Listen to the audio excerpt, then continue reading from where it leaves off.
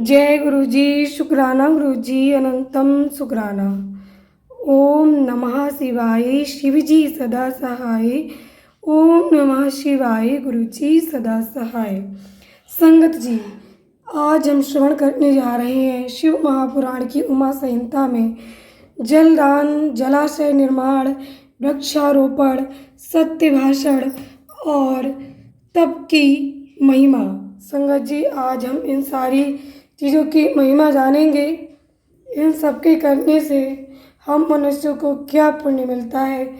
संगत जी, चलिए शुरू करते गुरु वंदना के साथ। गुरुर् ब्रह्मा गुरुर्विष्णु गुरुर्देवो महेश्वरा गुरुर् साक्षात् परब्रह्म तस्मै श्री गुरुवे नमः।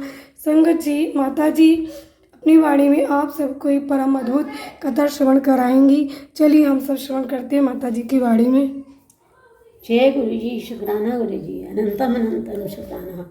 सनत कुमार जी कहते हैं, व्यास जी, जलदान सबसे श्रेष्ठ है। वो सब दानों में सदा उत्तम है, क्योंकि जल सभी जीव समुदाय को तृप्त करने वाला जीवन कहा गया है। इसलिए बड़े स्नेह के साथ अनिवार्य रूप से प्रपादान पौसला चलाकर दूसरों को पानी पिलाने का प्रबंध करना चाहिए। जलाशय का निर्माण इस लोक और परलोक में भी महान आनंद की प्राप्ति कराने वाला होता है।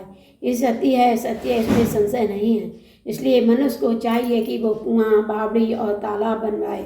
कुएं में जब पानी निकल आता है तब वो पापी पुरुष के पाप कर्म का आधा भाग हर लेता है तथा सत्कर्म में लगे हुए मनुष्य के सदा समस्त पापों को हर लेता है। जिसके खुदवाए हुए जलाशय में गौ, ब्राह्मण तथा साधु पुरुष सदा पानी पीते हैं, वो अपने सारे वंश का उद्धार कर देता है।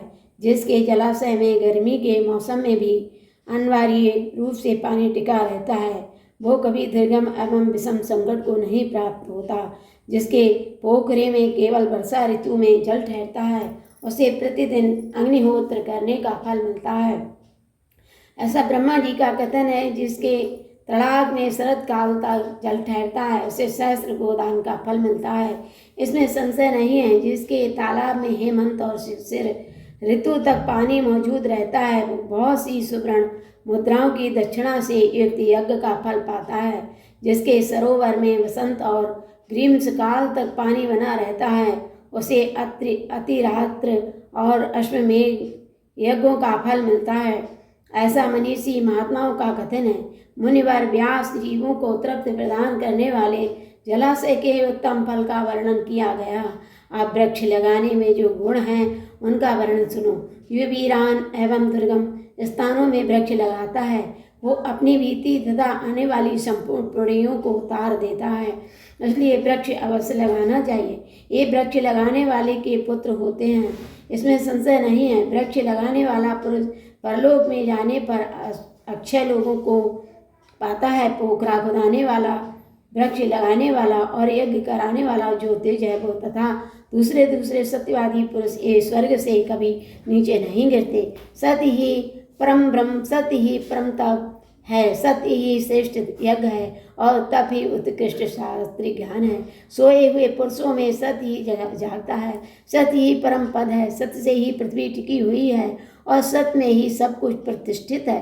तप, यज्ञ, पुण्य, देवता, ऋषि और पितरों का पूजन, जल और विद्या, ये सब सत्य पर ही अवलंबित है।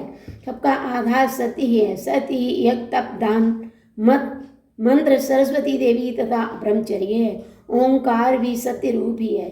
सत्य से ही वायु चलती है, सत्य से ही सूर्य तपता है, सत्य से ही आग जलाती है और सत्य से ही स्वर्ग टिका हुआ है। लोक में संपूर्ण वेदों का पालन तथा संपूर्ण तीर्थों का स्नान केवल सत्य से सुलभ हो जाता है। सत्य से सब कुछ प्राप्त होता है, इसमें संशय नहीं है। एक सहस्र अश्वमेघ और लाखों यज्ञ एक ओर तराजू पर रखे जाएं और दूसरी ओर सत्य हो तो सत्य का ही पल्ला भारी होगा। देवता, पितर, मनुष्य, नाग, राक्षस तथा चराचर प्राणियों से समस्त लोग सत्य से ही प्रसन्न होते हैं। सत्य को परम धर्म कहा गया है। सत्य को ही परम पद बताया गया है और सत्य को ही परम ब्रह्म परमात्मा कहते हैं। इसलिए सदा सत्य बोलना चाहिए।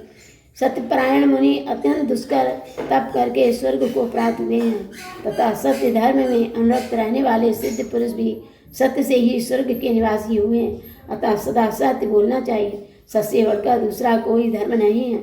सत्य रूपी तीर्थ अगाध विशाल सिद्ध एवं पवित्र जलाशय है। उसमें योग युक्त होकर मन के द्वारा स्नान करना चाहिए। सत्य को परम पद कहा गया है।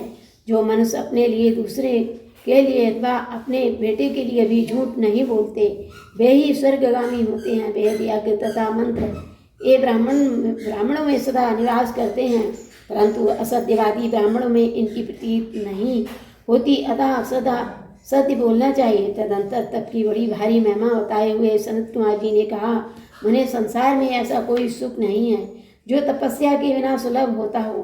तब से ही सारा सुख मिलता है। इस बात को वेदता पुरुष जानते हैं। ज्ञान विज्ञान आरोग्य सुंदर रूप सौभाग्य तथा शाश्वत सुख तप से ही प्राप्त होते हैं। तपस्या से ही ब्रह्मा बिना परिश्रम के ही संपूर्ण विश्व की सृष्टि करते हैं। तपस्या से ही विष्णु इसका पालन करते हैं। तपस्या के बल से ही रुद्रदेव संहार करते हैं तथा तप के प्रभाव से ही अशेष भूमंडल की धारण करते हैं। ओम नमः शिवाय। शिव जी सदा सहाय। ओम नमः शिवाय। गुरु जी सदा सहाय। जय गुरु जी। हमारा ये अध्याय यहीं पर समाप्त होता है। जय गुरु जी। शुक्राना गुरु जी। संगत जी, आज का ये डिवाइन ब्लेसिंग से भरा हुआ अध्याय यहीं पर संपूर्ण हुआ। आप सदा स्वस्थ सुखी समृद्ध रहें।